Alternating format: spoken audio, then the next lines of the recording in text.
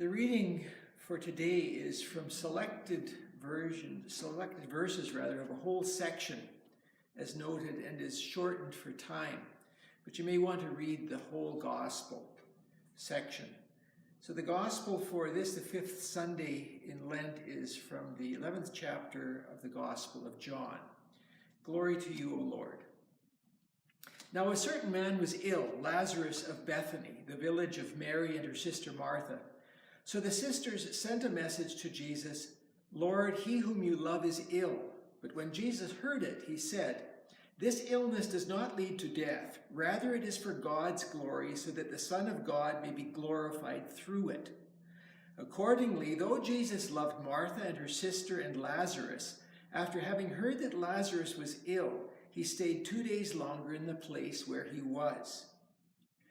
When Jesus arrived, he found that Lazarus had already been in the tomb 4 days.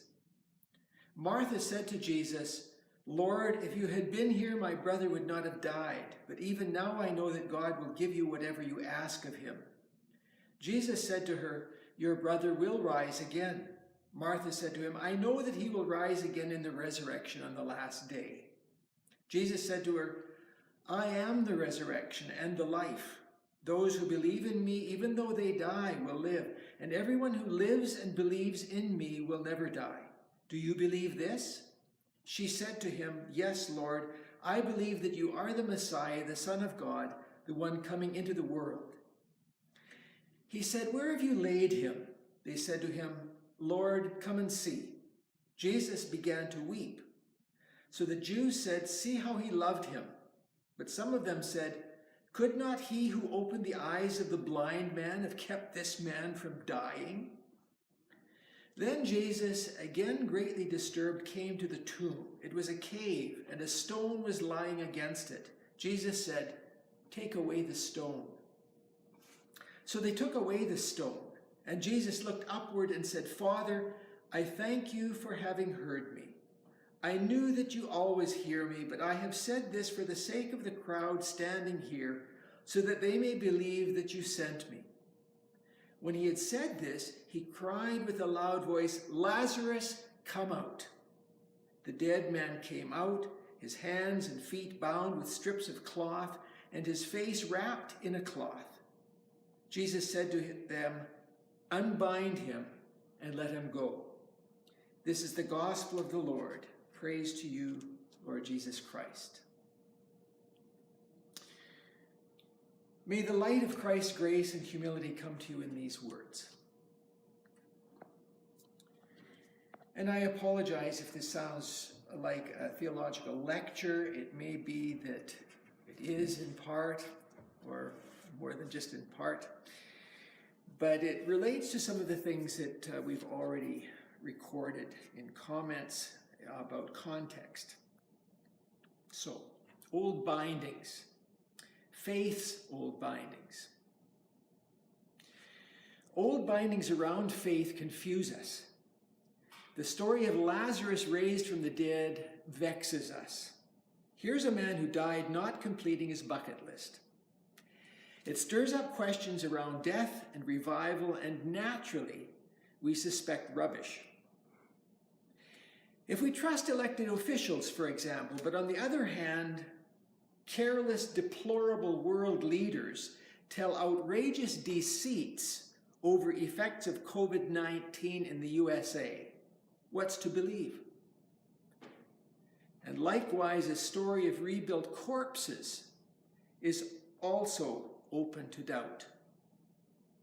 So first off, we disregard supernatural ideas in today's gospel that can lead us off to bedlam. It's a mistake to let the strange or unusual sidetrack us into the incredible.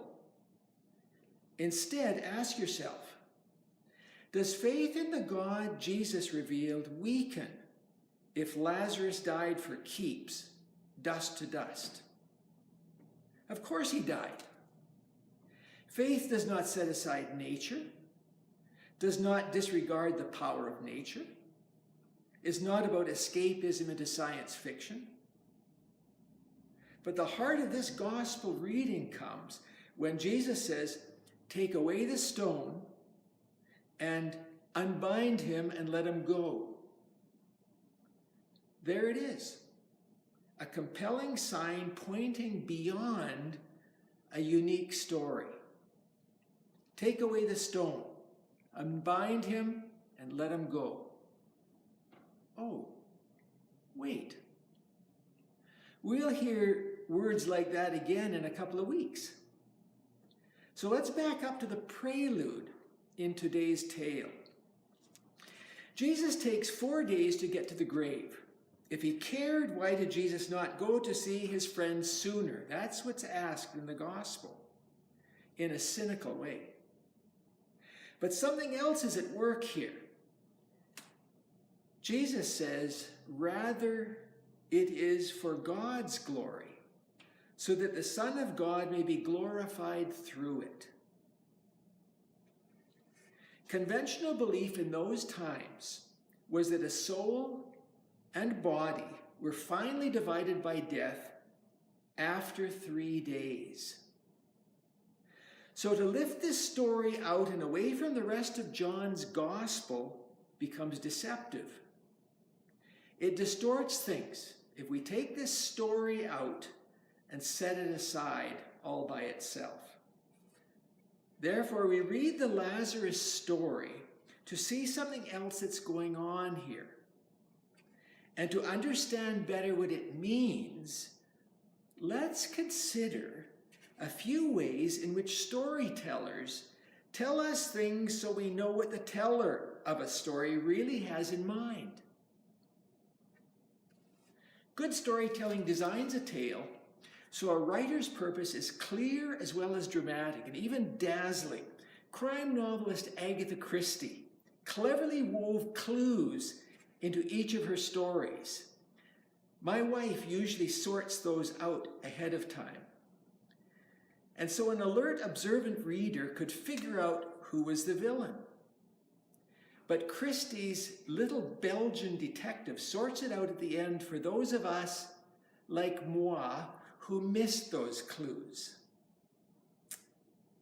Or think of Shel Silverstein's book, The Giving Tree. It tells a story of a selfish boy and a generous tree. As we read, we're struck by the boy's longing for things in contrast to the tree's self-sacrificing to meet the boy's wants. At last, we're struck by how each story piece adds to a final, unexpected insight for the boy and for us, the readers. The Lazarus story is told by John. It's not told by Matthew, nor by Mark, nor Luke. It's a really miraculous story. So why would it not be in the other Gospels? If we're uninformed, it's here where we go off the rails. The story becomes unearthly and contradicts real life, like reckless spins about COVID-19. So it's not meant to deceive readers or create a sham of faith. If not, what is the point? The story points to the reliable Christ who reveals God's will for God's glory. But it's also about life in this world. It's John's way of telling about real life in the real world. Each gospel tells differently how Jesus revealed God's divine purpose for the writer. All the stories point to the same Jesus, but each wrote for a different group of people. One writer confessed his faith in Jesus as the godly one, and he told his gospel for everyone.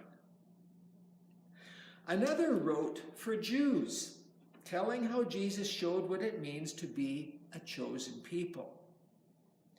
Luke's confession of faith in Jesus was written for Gentiles like himself. And lastly, John spoke of the Word The truth about Jesus' life meant for those who were living several generations after Jesus' life, when faith seemed futile and maybe even stupid, given the circumstances in which they were living. So how did John make the Lazarus story a story of life and not of death, of hopelessness, and consumption by dread?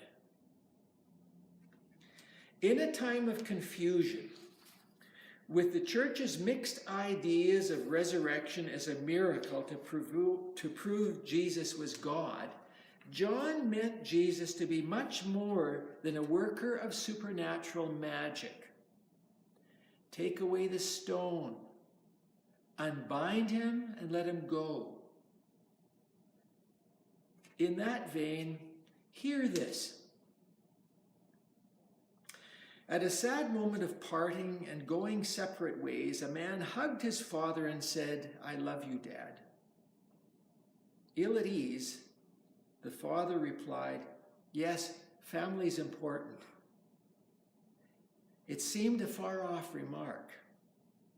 That remark remained a binding after they parted.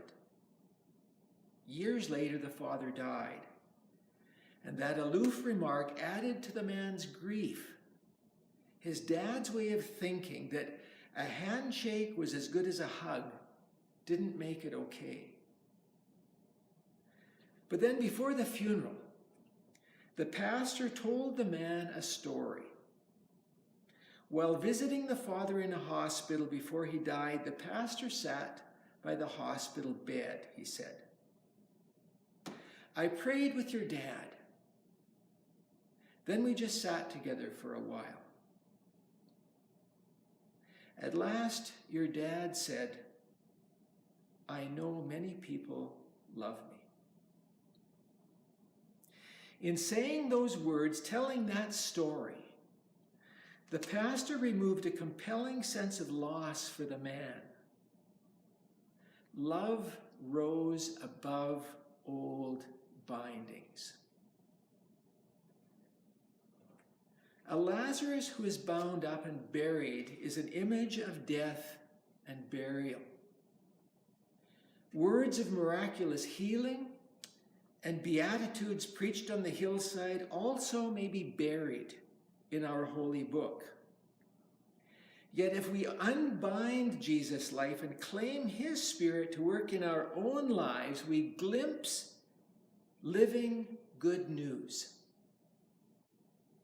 We remind one another in ways we are gracious to one another and to this world, particularly in these dark times. It means that we take the heart of the story, the words we apprehend as we hear them spoken or when we read them in print, and we think about how that good news comes alive in our own day.